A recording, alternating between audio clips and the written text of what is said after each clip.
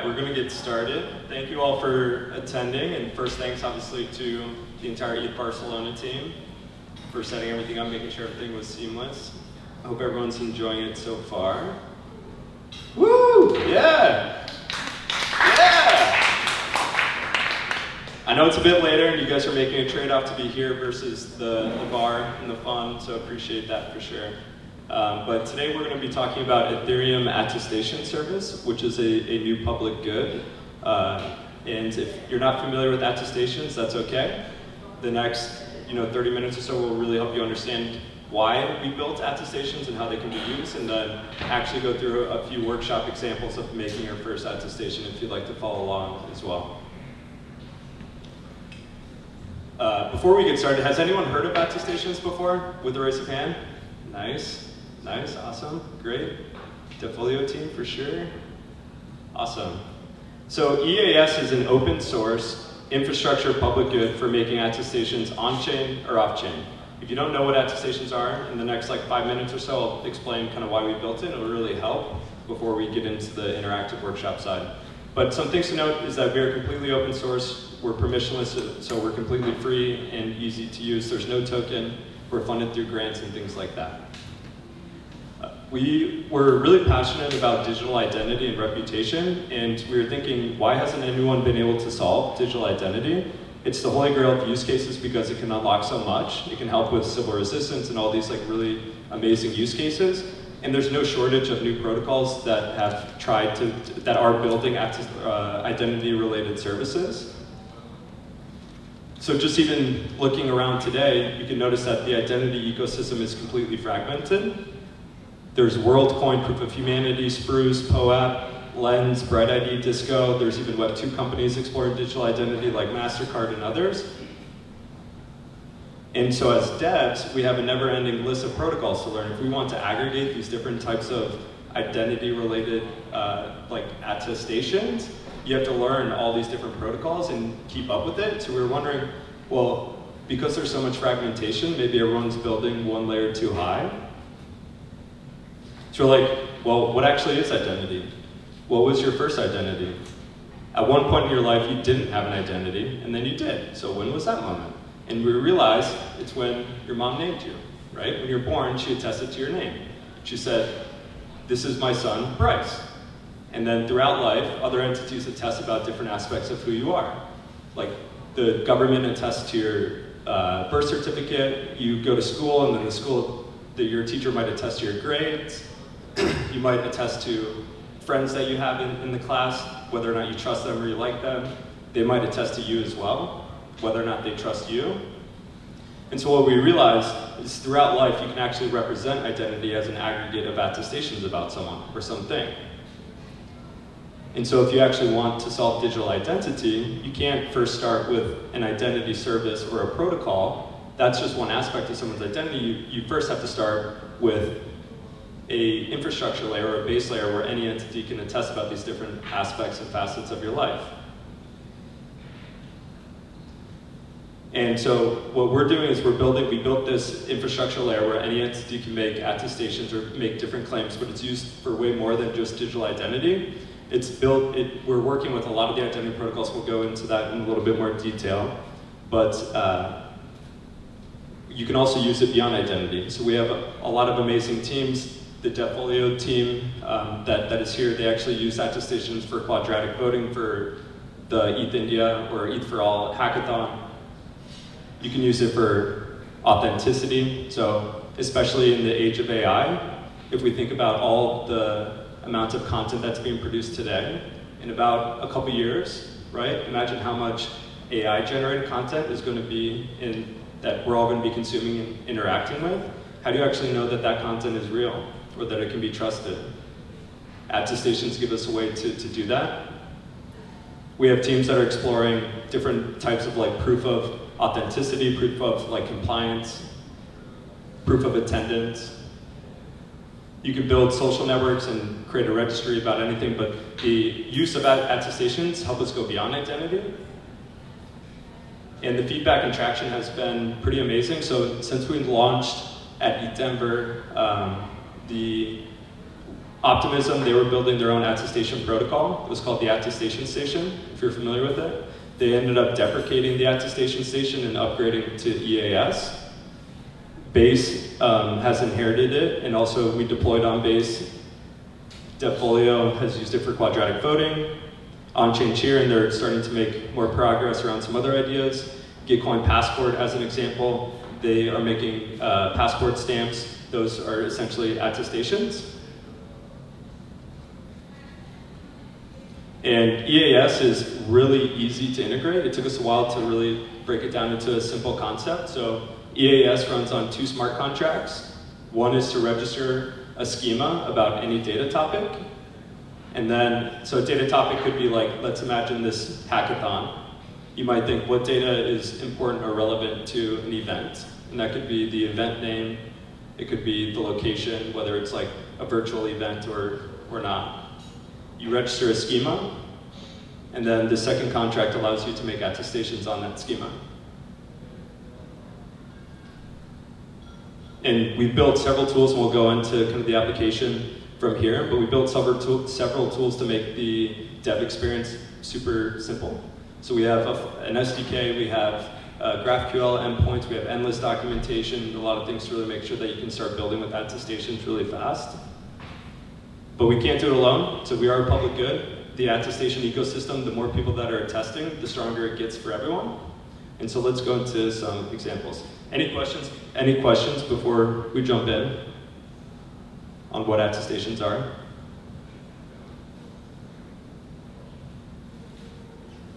Nada, all right. So can you see the screen, or should I zoom in a little bit more? How's that? Great.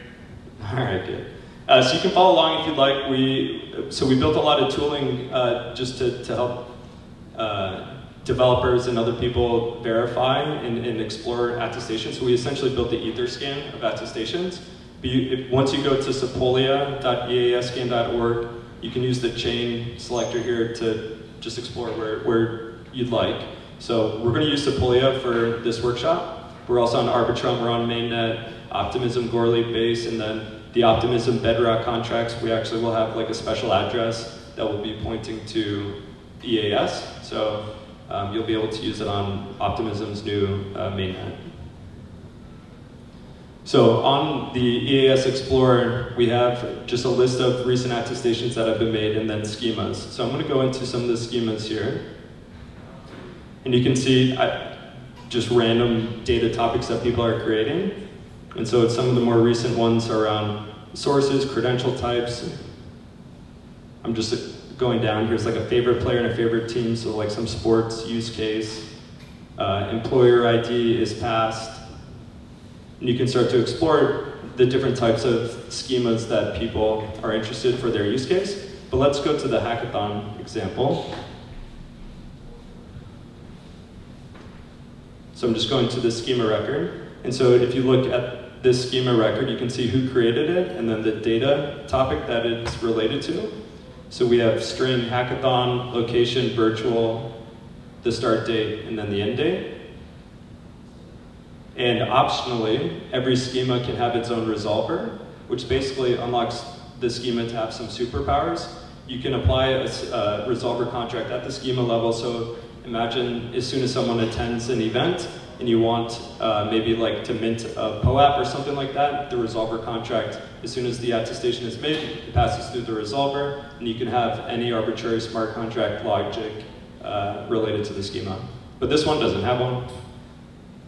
And if we look down, I just made this 2 hours ago, but we can see the recent attestations related to this hackathon. This would hold more weight if like ETH Barcelona attested to the hackathon, but just for purposes of example, here is an on-chain attestation record, when it was created, if it's expired or not, who made it, and then the relevant schema data, or the attestation data for that schema here, so ETH Barcelona, the timestamp, and all these things.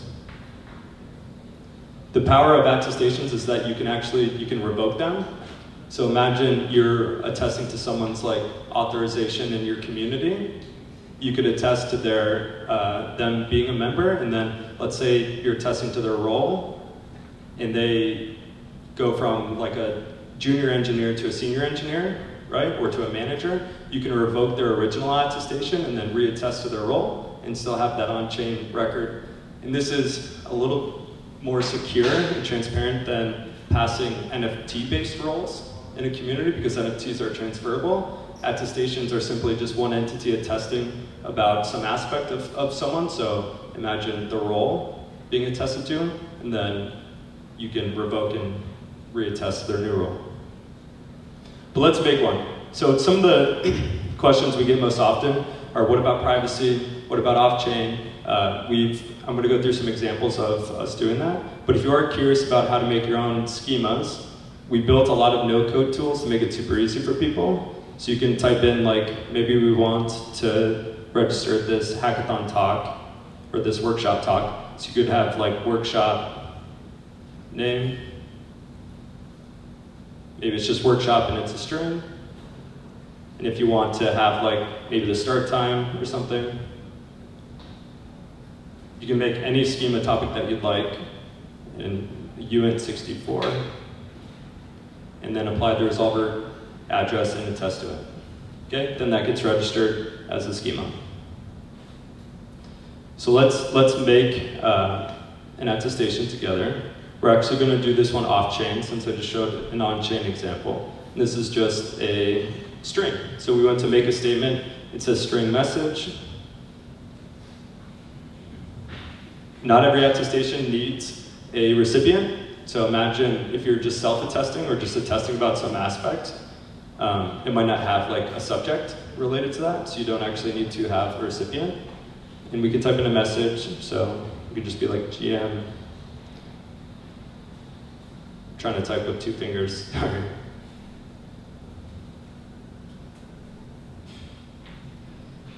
And when you make this attestation, you can apply an expiration time. So if you wanted gated like access to something, so if you just want someone to have access to a certain aspect of your DAO or whatever it might be, maybe you just want to give them access for 7 days, that is a possibility. Or if it's a credential that needs to be renewed, like some sort of educational certificate, and you want them to renew their education, that's an example of when an expiration time can be applied. And then you can reference them, and I'll show you how reference attestations work here in a second. But we'll make this off-chain. And so this is just asking for EIP 712 signature. Okay, sign. And it instantly gets created. And so this attestation is made off-chain, but it's just a digital signature of some structured data. If you look in the URL, the attestation record is completely encoded in the URI fragment of the URL. So EAS in the server doesn't even know that this attestation exists. The UID, this unique identifier for the attestation, is actually a hash of the entire attestation record itself, including the signature. And so you can actually pass these around as like portable proofs. So if you could use it for this off-chain example as just a message. So if you want to pass like a message, or maybe like ticketing is a great use case. So you can generate tickets, and it's just the event organizer attesting to someone receiving the ticket.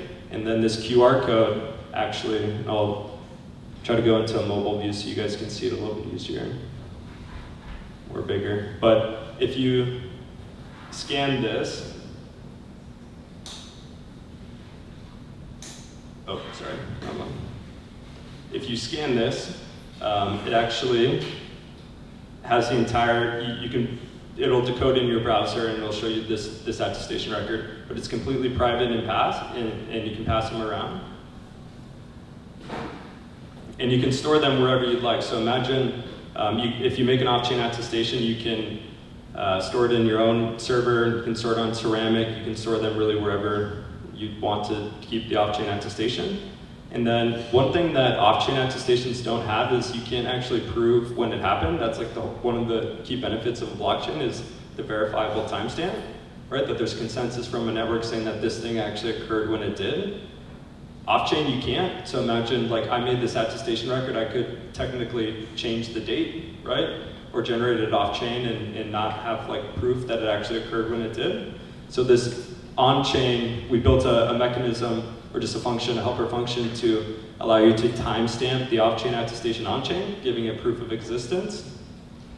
So if we do that, all we're doing is we're timestamping the UID, which once again is just the hash of the attestation,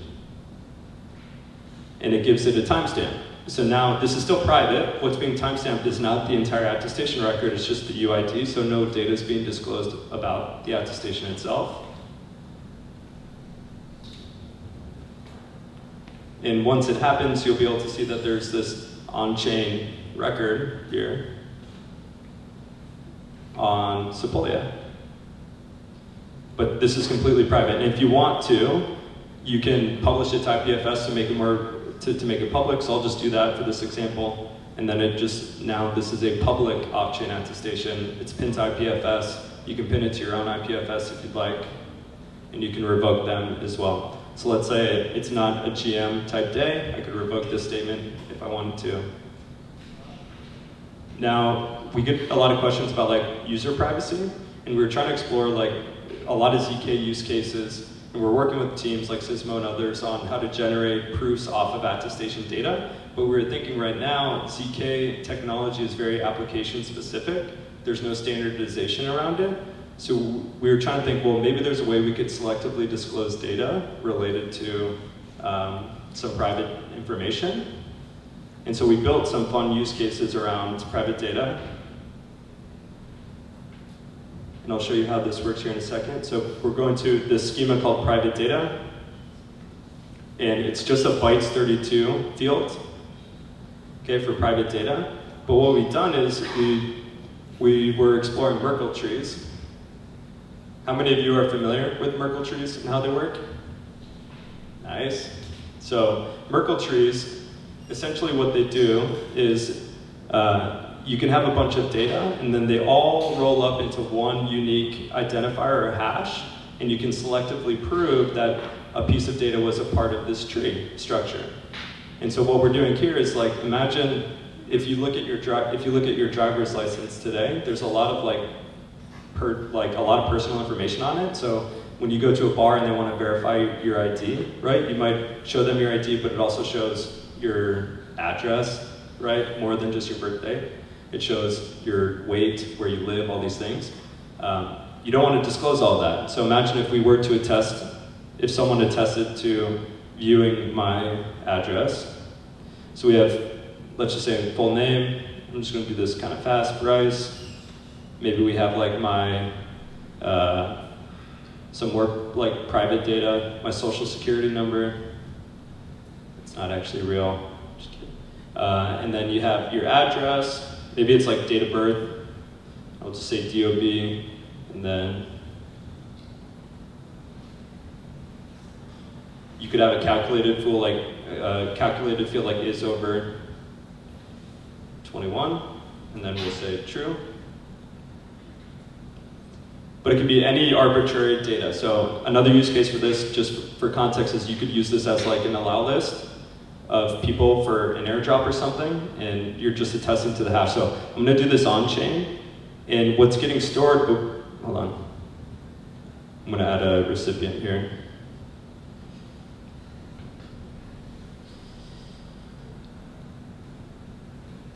One second.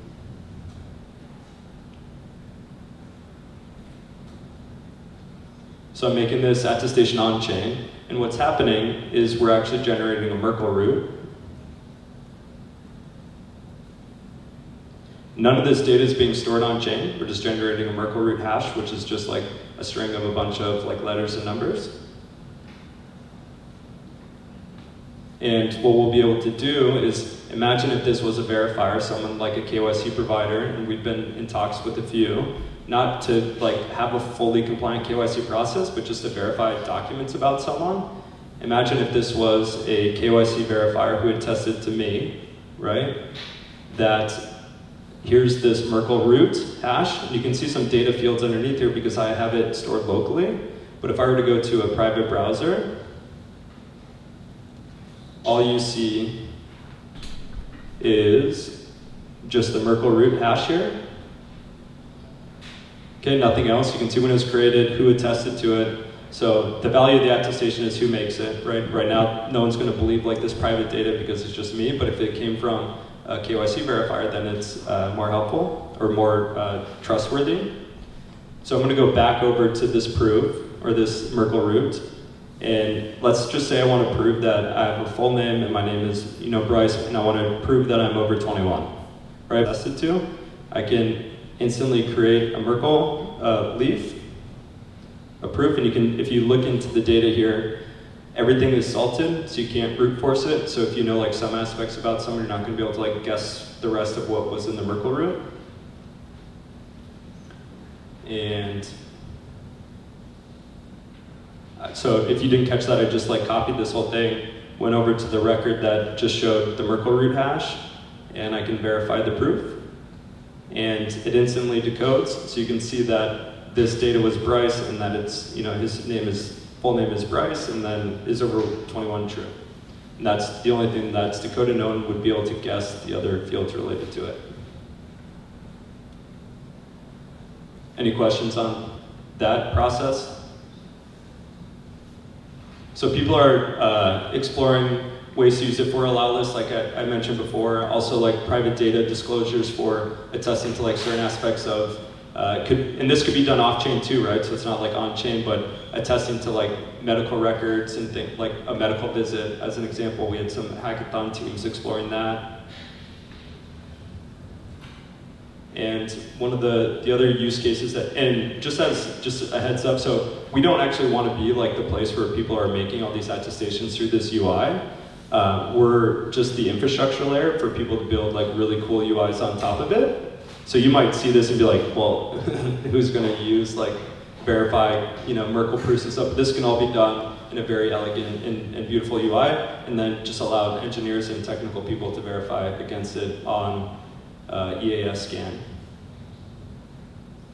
I'm going to revoke this one just so you can see that, but unlike soulbound tokens are essentially their own arbitrary smart contracts themselves, and so as engineers it makes it really hard to first learn the protocols, then understand like how the soulbound token is being used, and that just creates extra weight. And so attestations can be used as an alternative to a soulbound token.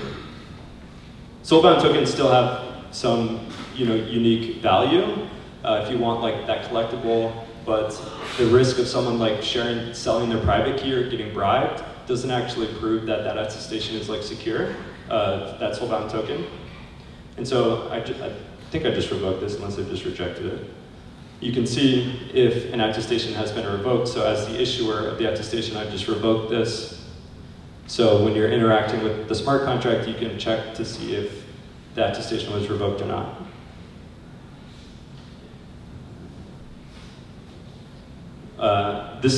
I'm going to switch over to kind of a fun use case. Before ETH Waterloo, we were hacking the hackathon, and we built this like super simple app. It's called metirl.org, and you can pull it up on your browser right now if you'd like. But one attestation, imagine when you meet someone in real life, this app, this simple UI is just attesting that you met someone. And so we could type in an ENS name. If someone has one and you want me to attest to you, I can do that. Does anyone have a social ENS? Or you can scan this guy. Who's got an ENS? Someone has an ENS. Go for it. Mehow. M-E-H-O-W. M-E-H-O-W.eth. So it resolved. This is a super simple way to attest, but basically I'm just saying I'm attesting that I met Mehow. And you could now, like, logically, you'd think, well, what if that's not actually Mehow? On the other side of this, attestations can reference each other. So I've just attested to Mehow whenever this comes through, and you can see this list of attestations. Let me zoom in a little bit more. So you can see these connections, right? And they all have these kind of nulled verification stamps, but then here's one for Selva, and it's a green one. That's because I attested to Selva, and then Selva went onto the app, and then he confirmed it with a different attestation that we actually did meet in person. And so it got a green check mark, and you can start to build some pretty cool things, like some just more social kind of like graphs And let's go back to see. So here's me how, right? And if I click on this attestation record, you can see that this was an on-chain attestation created at this time from Bryce to me how, and that we met IRL true. And then when he verifies it, I'm just going to go to one that was verified. So this was me attesting to Selva. He went onto the app and saw that you could confirm it. And then it created a referenced attestation, which, once again, these attestations have a unique identifier. Okay, so in the attestation, when he was confirming it, all he did is he used this schema called confirm. And it's from Selva. There's no recipient because it's not needed. He's just confirming, so confirm true, that this reference attestation is true. And so that's all that was needed. And so I can click back into this and see that it was true. And just to show some more composability, there was another UI that was built. This isn't meant to be like, we're not trying to build like the next Twitter, but just it's easy to kind of conceptualize how these things can work. So this is a simple dApp that we spun together called speaketh.org. You can check it out as well. But attestations, statements that people make are just posts, right? So here's just a bunch of people making statements about things. Let me see if we can find so here's a post. So Tim said GM, and then Mick replied back and said his GM. And so there's a reply and then a like. So if we were to go into the attestation record, we can see that this is from Tim, and he posted GM, and there's two reference attestations. There was a like and a post that referenced his unique ID. And so if Speaketh blows up or doesn't take off, it doesn't really matter. There's no risk to the creator. They can look at the posts and really search for the different type of posts from certain people and display the content that they want. So we believe, like in the future, that you can start to filter out post content. So let's just say you want to build something around like the next political election, and you just want posts related to some sort of content around like your political beliefs or whatever it might be. You could filter out things like that and control it through the UI versus preventing people from making statements. And there's been some other fun use cases that have been built. So we just did this like Met IRL one. So imagine just creating like a web of trust around that. There were some hackers at ETH Lisbon that created like this social graph. Let me reload it. And it's going to be kind of hard to see, but you can see these different like clusters of nodes of people. And the schema that this dev used, it was called Cool Graph, or like Cool Person. So they were just attesting to people that they thought were cool at the hackathon. Kind of a meme use case, but the idea is like you can see this node in the center is like attesting to all these people, and you can kind of see how connected people are. Then you also have people that are receiving a ton of attestations like this person, but they're not distributing any out. So these are people attesting. This was Vitalik's address, I'm pretty sure. And so it was Vitalik's address. He wasn't giving any cool attestations out to others, but you can see people are attesting to him. And you can see like from a civil perspective, like these two people attested to themselves, but they're not connected to the greater like graph of others. So you can start to build these really interactive kind of like social graphs related to it, if you want that data to be public.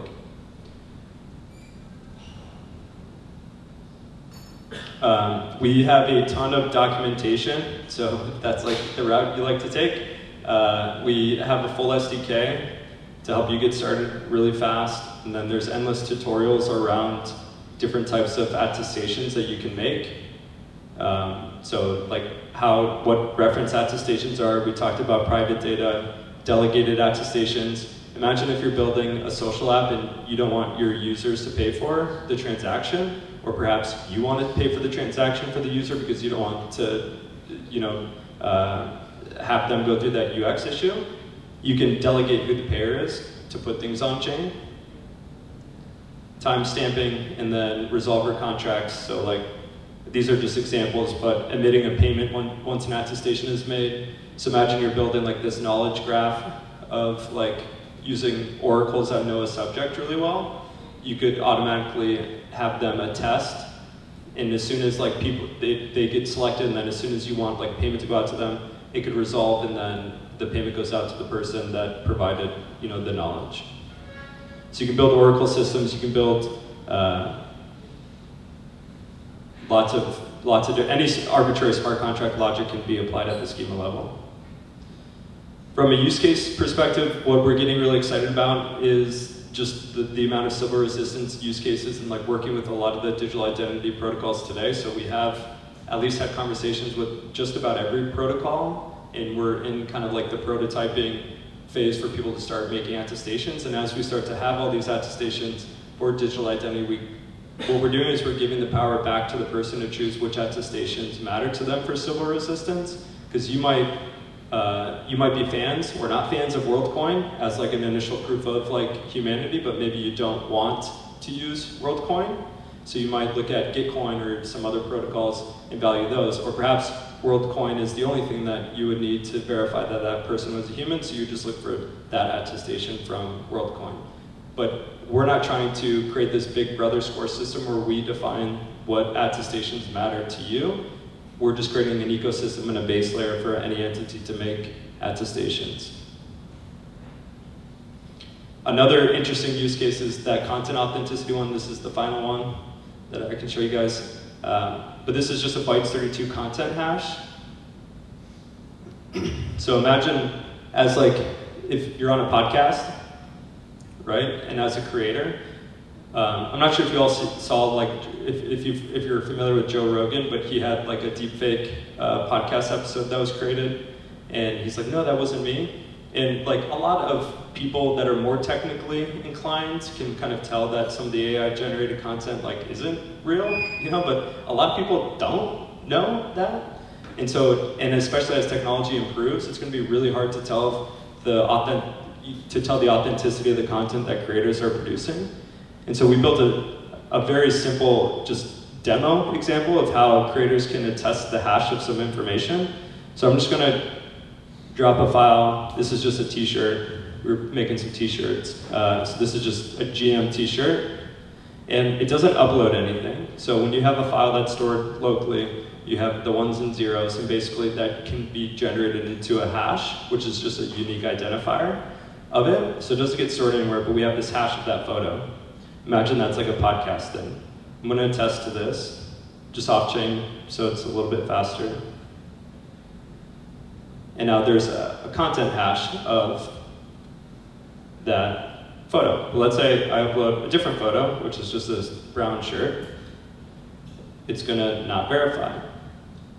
But if I upload the right shirt, which was this one, then it verifies. And the value is that the creator is attesting to this content. So if it was a podcast, we actually did have a podcaster attest to the MP4 file of the audio clip. And then we made a reference attestation of the person who was actually on the podcast. So now we have a claim of like the podcaster creating this content, and then the person who actually attended it attesting, referencing that MP4 file hash, saying that they actually were there.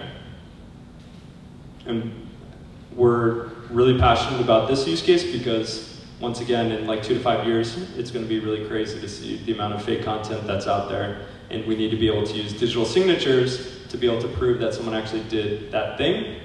And then the power of the blockchain is you also have a verifiable timestamp. And this gets really interesting when we think about historical events. So just picture someone in history that's just a terrible person.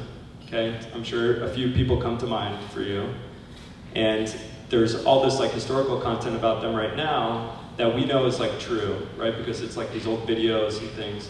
But as AI generated content gets even more profound and the technology improves, people are going to be able to change the narrative of history, right? Because they can create that this terrible person was actually, you know, helping, you know, grandmas cross the street and like really eloquent, nice speeches and things, and you're not going to be able to tell that the person was actually terrible. But if we started testing to content today, because the technology today is not there, we can start to prove that, hey, this person actually was terrible. But we need people to start attesting to historical content.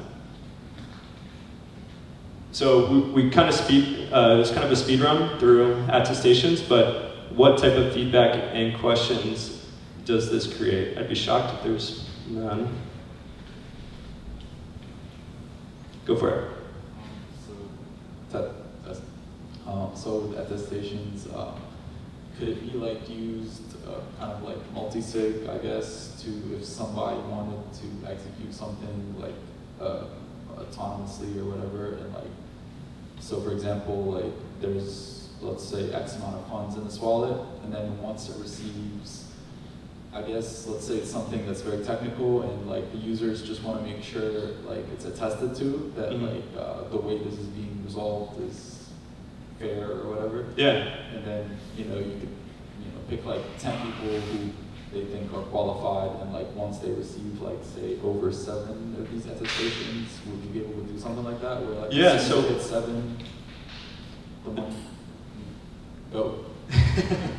It's a great use case. So one thing that we have some teams exploring around, and once again, we don't want to like build these use cases. We just want to help devs like leverage the power of attestations. But for account abstraction today, so I'm not sure if that was like kind of where you were going, but with account abstraction today, what you can use attestations for is like, imagine you have a smart account, right? And you have a bunch of treasury funds in it. It's being used to manage the treasury of a DAO.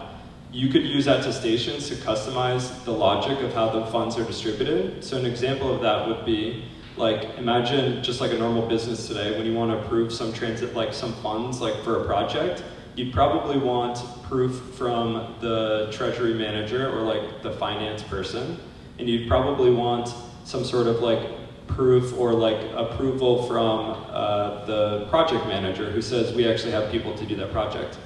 So with the account abstraction, what you can do is you can require 2 attestations, one from the project manager and one from the treasury manager. Then as soon as those 2 attestations are received, then boom, the payment gets distributed.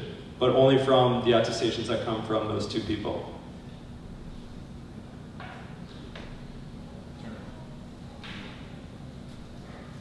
Yeah, so, and sorry I was a little late to presentation, but one element that I was particularly curious about and how you guys are thinking around decentralizing kind of a few layers down into the stack, and the image that you have shown, locally stored on a desktop here. Just kind of curious the thoughts of plugging this into even further kind of decentralized storage and then essentially authenticating that content at the storage layer. Particularly kind of curious, do you see that as essentially kind of practical for this day and stage? And then maybe, what is kind of on the roadmap to kind of plug and play some of these other parts of the centralized stack?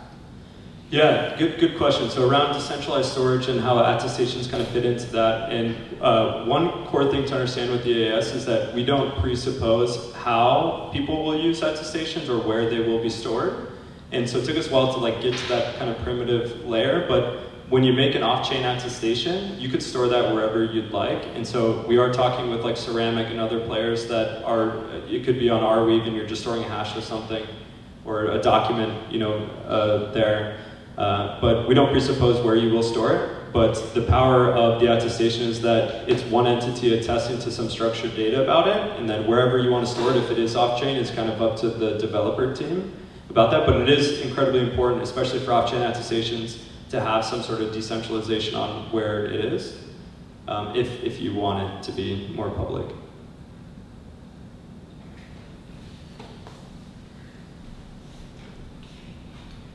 Hi, thanks a lot for the presentation. I was wondering, how do you see reputation being handled with attestations? Because reputation is about the good that you do, the wrong that you do, what people think about you. Mm-hmm. But here I'm seeing attestations that are more of either neutral or positive.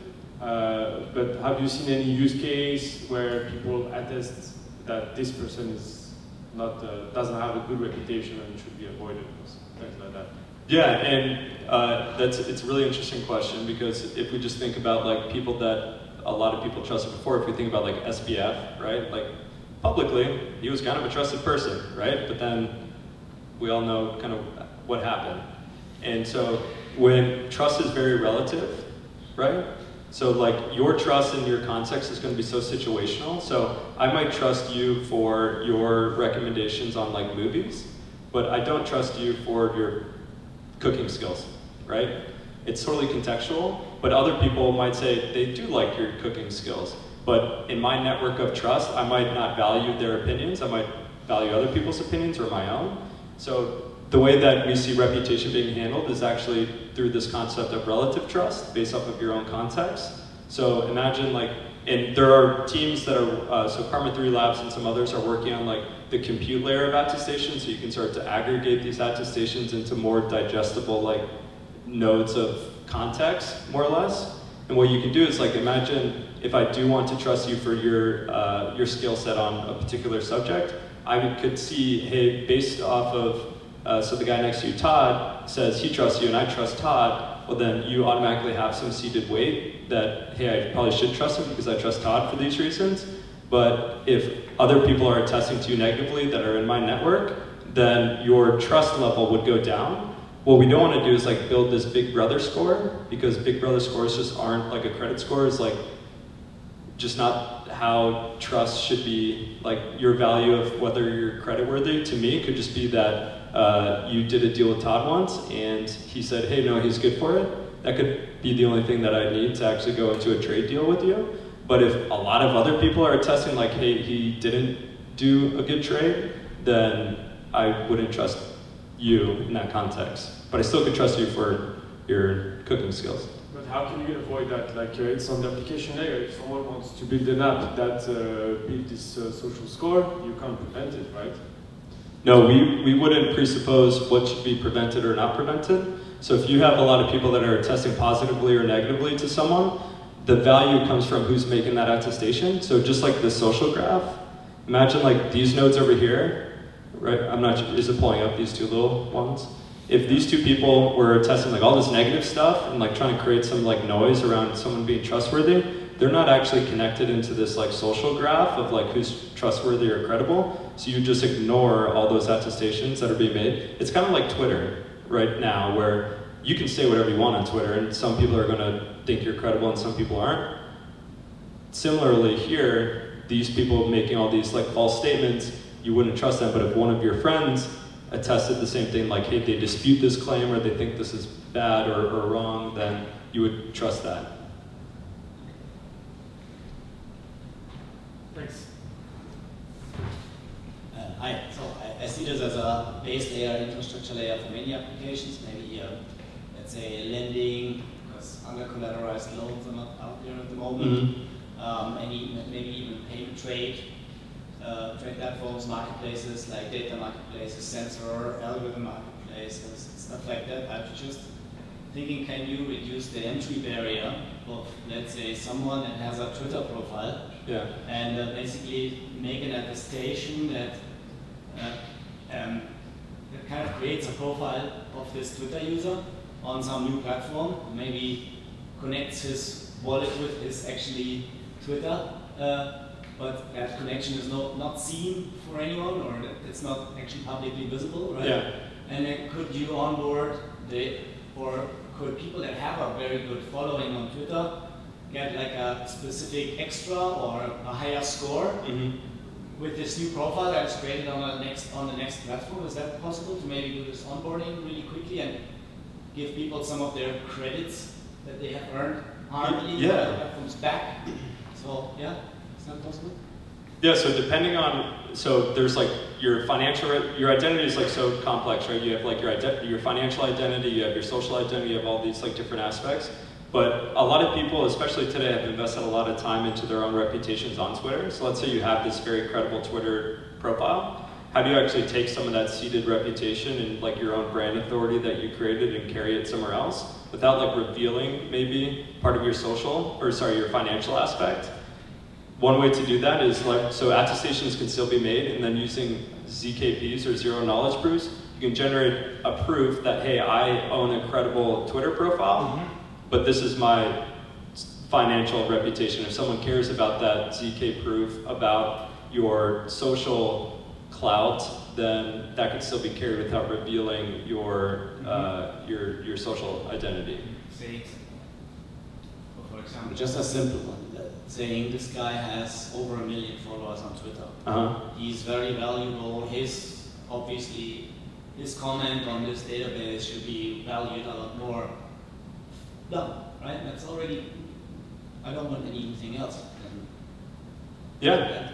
Yeah, depending on the UI and how it gets implemented, you could see like, hey, this person has, maybe it is a proof about them having over 1 million followers, or that they are credible in a specific subject. So if the subject is like something around nutrition, they have like some nutrition identity or like credential, right? They don't have to reveal any detail about that, but they can carry that weight. And so when an attestation is made from that entity that has that proof, then you can trust that more than you would trust someone else making a similar type of claim. Exactly. So even following in a specific sector or whatever, having let's say many good contacts on LinkedIn, stuff like that could at least give this guy a high score, whatever that score may be. If it's just an abstraction, it could be different scores, sector specific scores. Yeah. So the compute layer can really help design like how you want to value certain aspects of someone. So you might care about their financial credibility in certain contexts versus like maybe their education on a subject in others. And we're talking with a lot of academics today that are passionate about like localization and interpretation of historical events too. So like someone might be credible, but are they actually like trustworthy enough to actually interpret the statement in the right way? So we're starting to see like these knowledge graphs being created around like certain subjects, which will be really cool. Are you aware of people like doing this sort of experiments? Go ahead, Denver. What was the question? Like, are you aware of like people like building in this area, like the social and the like attestation? Yeah, so from a social perspective, the main narrative around attestations right now is around like just digital identity and civil resistance, because that's kind of where like the ecosystem has been kind of guiding just an overall narrative. But there are academics and journalists that have been researching into attestations around like the political side as well as like local interpretations of knowledge. And there are teams that are doing that. There's a company called like JournoDAO and some others that are researching like knowledge-based attestations and credibility. The compute layer, there's a lot of people that are starting to focus around that, like Intuition is focusing on like how to present attestation type data. There's also Karma 3 Labs, which is focused on the compute layer to help bring all of these attestations together and then allow people to make sense of them. Yeah, because like I think like this discussion was very interesting with like social, the biggest problem like with Twitter influencers of sort, right? So just when you see someone has a lot of followers, Yeah. you implicitly trust almost like to a very high degree of what they are saying, that they know what they are saying. Yeah. But it's like for, I mean, stuff like probably medical stuff or something, like you're not supposed to trust them, right? So would be interesting, like, and the way like Twitter currently does it, it's like it puts its own attestation below it. But then if like certified people like who have a reputation in that field are able to attest, and that somehow shows up on their profile, that I think that's very useful. So that people don't like blindly believe everything that an influencer says, right? They know they're good at something, but they're not probably. Yeah, exactly. So imagine, I'm just going back to this Twitter example, but on Twitter, if you've seen like, I forgot what it's called, like context or something, like where it shows like, hey, read this because the community doesn't agree with what this person just said. What you can start to do is imagine there are these oracles or people that are knowledgeable about a subject. They can be randomly selected to build you could build like an oracle system for knowledge, and then that person gets automatically selected, and then they just verify whether or not that interpretation or that statement is like true or not, and then their attestation can be applied to a comment that was made.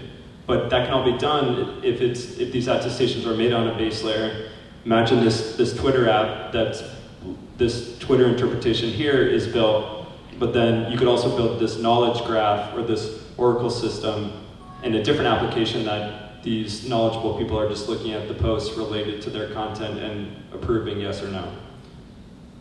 And then you could also automatically pay someone out based off of them contributing back to the network.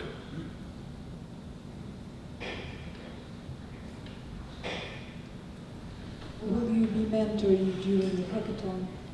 Any bounties?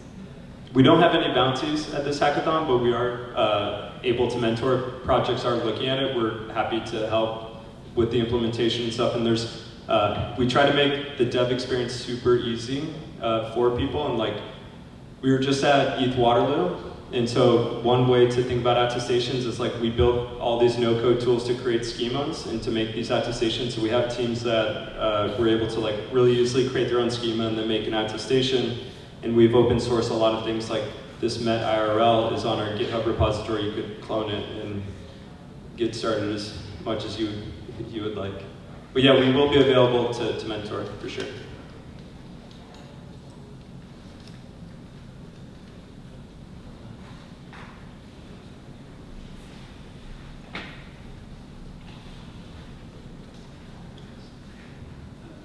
Maybe you can, could you precise me on which blockchain is it available, or if it's deployable on other EVM blockchain? Ah, okay.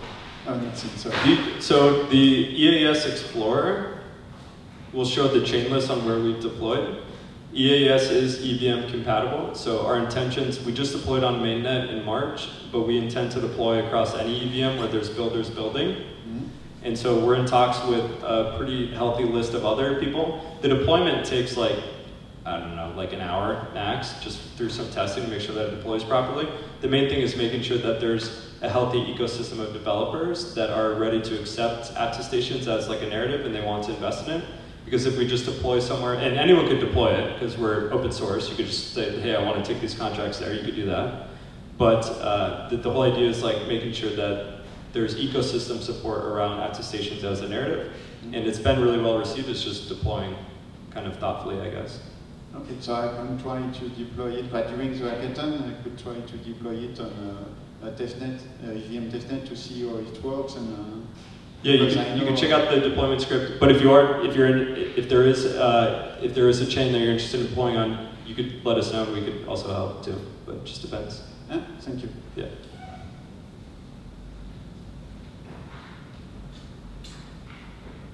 I have one more. No one else does. Yeah. So this one's a little wide. So attestations can go pretty deep, obviously. So where do you see it going? Do you see it being more of like the social thing, where like kind of like a strength in numbers? Because if you want to go like deep to somebody's identity, like currently, like who vouches for my identity? My government, I'm guessing. Yeah. So do you see it kind of like going back to like something like that? I mean, we're just kind of like philosophizing right now, I guess, but like, do you see it being more of like going back to, if you extrapolate it, single entity kind of like, giving value to these attestations for certain things? Or I can rephrase it like, obviously you can go deep. How deep do you see attestations going, or what would interest you? It's a good question. So like, how deep will attestations go, and like does it get like really exciting? I think this idea of relative trust is really exciting, and it's going to take like a network of attestations to get there. And you can start with more like application specific use cases, like maybe it is civil resistance, like in the Web3 community. Maybe it's like a knowledge graph of something and you're just focusing on building the right experience around that. I think what gets really exciting though is when we have all these different attestations and we have partners and builders that are looking at the compute layer to make sense of all these attestations, where you can start to imagine like you are in this cool graph, but it's your own cool graph, right? Where and you don't need to know, like you could still have a lot of these things like kind of private, but you can start to see like, hey, I trust this person for these reasons, or if some bad thing happened in the future, like, well, why did I actually trust them? You could see like, oh, because they were connected to this person. And you can start to create your own trust scores and stuff, and you're not relying on people. Some people won't want to do that because it's like, it could be a lot of work, But imagine if there is a trusted place where you can go and see like your trust level based off of certain attributes that you care about. I think the relative trust area is really, really interesting. I think the deep level and what's going to be really fascinating is on the content authenticity side with AI, truly. I think it's incredibly important for us to start attesting about that type of stuff. So seeing more public figures attesting and verifying their own content is going to be really interesting to see. And do you see any risks with managing reputation and identity with this kind of technology? Privacy, for sure. I think people need to be mindful of like what type of data they'd want to be attested to on-chain or not. And we built an off-chain protocol for that reason. There's also like private data attestations. You can leverage zero knowledge proofs and things like that, but it's just making sure that people are aware of like how to think through privacy, being privacy first, especially when you're talking about certain aspects of someone's reputation. Okay, and I see that also education is very important, because I see a lot of people that sometimes want to play with this kind of technology, but they don't understand that what they are publishing online, on-chain, will stay there. So I think we need to be very careful about identity and reputation with this kind of technology, because we can open a Pandora box. We need to educate people so that they use those tools the right way. Yeah. So developer education is like our full-time like focus right now, because the contracts are live. It's just educating devs on what can be built, and then thinking through like how to be privacy first, especially when it comes to digital identity. So like these Merkle tree attestations, you can do them off-chain and keep them private, and like have them stored, securely and things like that. But permanence, especially for certain aspects of an identity, is really important to like consider, especially as an application builder, and like what you actually want to store on chain and why you'd make those trade-offs. And so one thing that we do see with devs right now is like really understanding the value between on-chain versus off-chain. And we try to push people towards off-chain because it's, number one, it's zero gas, right? To sign something with your digital wallet, and it can be more private and secure. But some people think, well, what about like, does it still have the same authenticity and things like that? That's why we built the timestamp. So you can actually attest to things off-chain, on-chain, and still have like the verifiable proof that it existed. So it's just education on helping people understand like, hey, there is an alternative path versus just trying to put everything on-chain. Yeah, one more point. In Europe, we have this rule that is the right to be forgotten. I'm translating it. Like today with blockchain, when you publish something, you can't take it back. Like how do we think about GDPR and the regulation regarding the data that we're going to post? Yeah, it depends on the application of what's being posted, but like permanence of certain information, you can revoke things, right? Like you could change the state of it, but it doesn't delete. You can't delete something off of a blockchain. So like even GDPR for like any sort of financial transaction that some wallet's doing, like you can't delete that, That's the value of the blockchain, is that there is, it's immutable in that regard. So that's where off-chain attestations are really powerful. So you can make an off-chain attestation, and at any point, if it is stored in like some decentralized database or wherever you want it to be, you could delete that off-chain attestation, and then you give right to that person to not post it or to have more control. Could there also be a little bit of a role management in this private off-chain storage, so that, for example, if someone makes a mistake and actually adds his Ethereum address to his living address or whatever, an owner or an admin of this, or someone with the role admin on this data storage, would actually say warn or stop or whatever, yeah? Maybe even people will then store whatever they want to maybe publish on-chain, first off-chain, some algorithms actually computing over this, seeing if personally identifiable information or some relation is possible, and then warn automatically or something even, yeah? So it does not need an admin. Yeah, I think the UX can be controlled at the application layer to make sure, because normal users are not going to go to EAS scan, right? Yeah.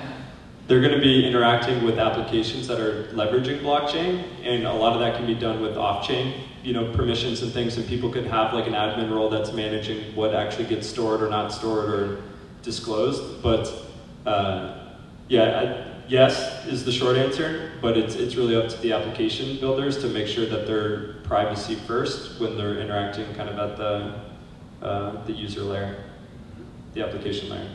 One other thing to consider too is like also considering like what type of data needs to actually be on chain. So like if we just think through a KYC example, like there's a lot of stuff that you have to verify to be KYC, right? And there's a compliance process and all these things, but you don't need all of that on chain.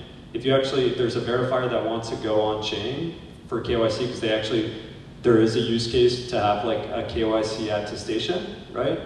All that needs to be on chain could be a verifier, a known verifier that does like document verification, attesting to an address that they've passed KYC, true. And that's all that needs to be disclosed. And that doesn't have to be like their social identity profile, it could just be like their financial identity that they're using, but they want to prove that they're verified or that they've passed, like they're not a part of some sanction list and stuff like that. They could receive an attestation from a KYC verifier. That KYC attestation could be valid for like 7 days, then automatically revoke after a period of time. But it's a way to do it in a privacy preserving way without like revealing the verification process.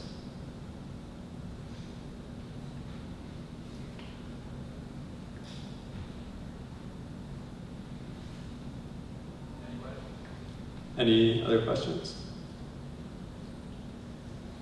If you're looking for some inspiration on what can be built, we did generate just like a list. These aren't ones that we're recommending, it's just like topics that people have either asked us about or are curious about. You can see like there's digital identity, there's credentials, voting systems, proof of like provenance of goods and like authenticity. So we've actually been talking to like different types of like fashion teams about what does like the authenticity of a supply chain look like. And I know these are like use cases that we've talked about in the blockchain ecosystem like years ago, but we really haven't had this base layer where any entity can make these verifiable claims.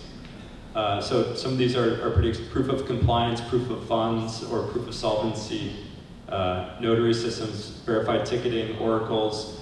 We actually have a land registry example that was pretty cool, where someone attested to a polygon map of like a piece of land and then just attested to that.